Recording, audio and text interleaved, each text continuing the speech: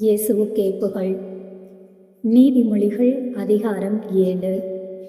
என் பிள்ளையே, என் வார்த்தைகளை மனத்தில் இருத்து, என் கட்டளைகளை செல்வமென போற்று. என் கட்டளைகளை கடைபிடி, நீ வாழ்வடைவாய். என் அறிவுரையை உன் கண்மணி போல் காத்துக்கொள்வாய். அவற்றை உன் விரல்களில் அணியாக பூண்டுகொள், உன் இதய பலகையில் பொறித்துவை. ஞானத்தை உன் சகோதரி என்று சொல், உணர்வை உன் தோழியாக கொள். அப்பொழுது நீ விலை மகளிடமிருந்து தப்புவாய். தேனொழுக பேசும் பரத்தையிடமிருந்து காப்பாற்றப்படுவாய்.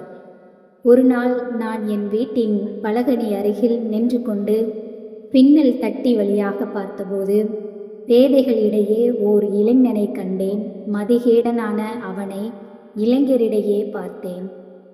அவன் தெரு வழியாக நடந்து போய் அதன் கோடியில் அவள் வீட்டை நோக்கிச் சென்றான். அது மாலை நேரம், பொழுது மயங்கும் வேளை. அந்த இரவிலே, இருட்டும் நேரத்திலே அங்கே ஒரு பெண் அவனை காண வந்தாள். அவள் விலைமகளைப் போல உடுத்தி வஞ்சக நெஞ்சினளாய் வந்தாள். அவள் வெளிப்பகட்டு மிகுந்தவள், வெட்கத்தை ஒழித்தவள். வீட்டில் அவளது கால் தங்காது.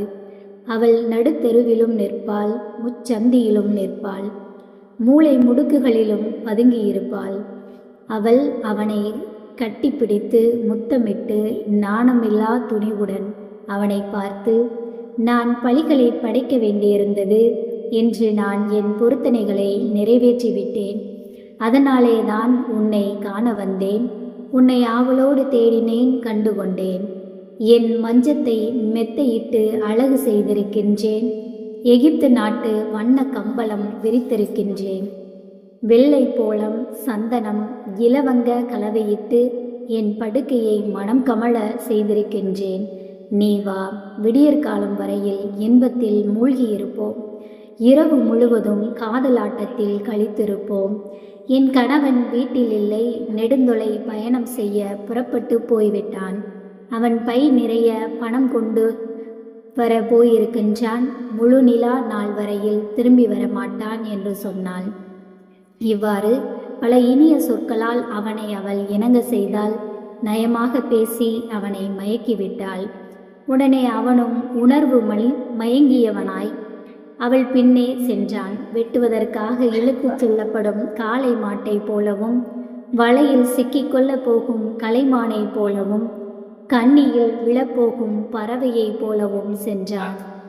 ஓர் அம்பு அவன் நெஞ்சில் ஊடுருவி பாயும் வரையில் தன் உயிர் அழிக்கப்படும் என்பதை அறியாமலே சென்றான்.